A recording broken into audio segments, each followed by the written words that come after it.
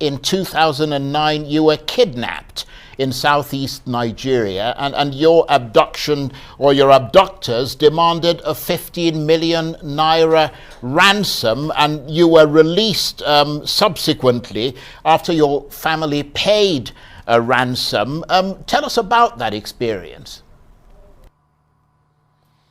Well, it's an experience I wouldn't like to experience again. I would like to let it go. But that was a very bitter experience. Honestly, I wasn't thinking that somebody who made people happy and not could be kidnapped that way. But it was in the course of business anyway. I was invited to go to Port Harcourt to perform for some church.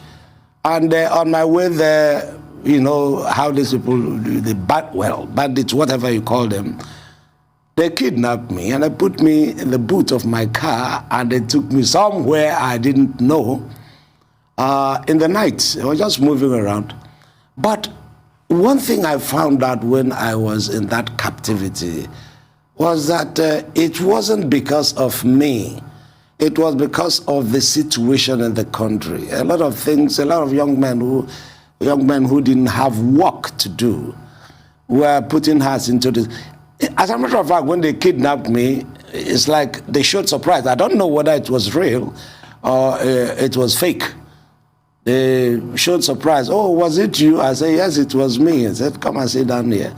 I sat down here. My luck was that most of the people who kidnapped, or rather the people who kidnapped me, were my fans. So we were just discussing, provided I don't look at them or I didn't look at them then. That was the instruction they gave to me. And I wasn't looking at them. And we were discussing. It was a very bitter experience. My legs were chained so that I don't escape in the night. And they kept telling me, look, please, we're not doing this because it is you. You know, because of certain things, they gave me a lot of stories of politicians they have worked with that didn't pay them, and all that and all that and all that. So they were just using me to see if they could make some money.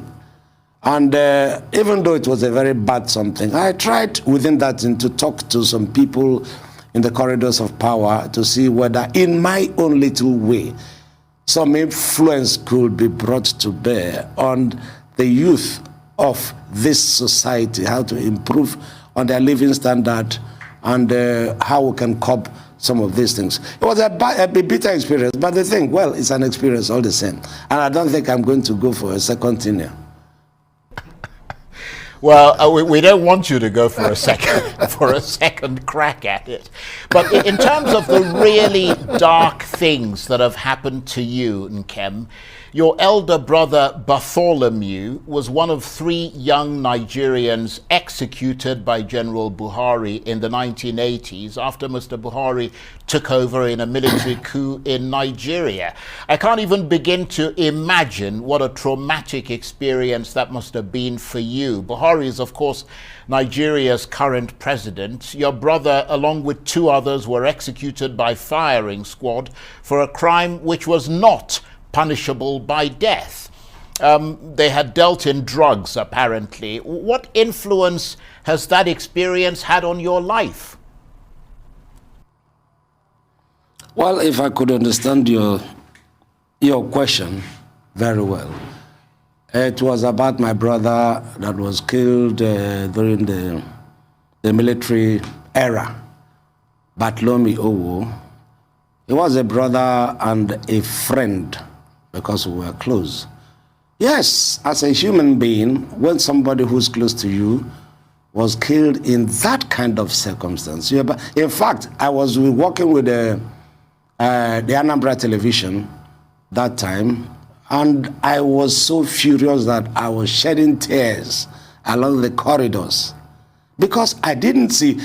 The only thing that touched me, in fact, the thing that touched me most was the fact that they had to shift the date of effective date of that decree. You know, during the military era, if they want to stop something, they can just get out one decree, and then the next minute the thing is in operation. So for them to backdate it to involve or include people who did not commit the offense within their own regime, Years back, I was very, very bitter, and I thought it was a personal thing to me. Why would it be shifted back to include people who didn't commit the offense before the decree was promulgated or whatever it is? So that I was very bitter about it, honestly, and I said a lot of things, even outside. It was a traumatic experience for me, just like you said, and to people, my own people and people around me. But we have taken it as a movement, development, evolution of a country or a society or a culture. I just took it like that. I started to forget it. I never really thought about it or talked anything about it.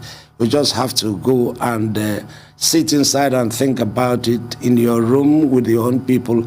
And that's all. I didn't want to make it an issue because I've come to a place where, or a position where I could make some noise and people will hear me. Well, I mean, we're certainly not going to make it an issue here. And we appreciate very much indeed your sharing something so personal with us. And please stay with us. You're watching the Arise interview.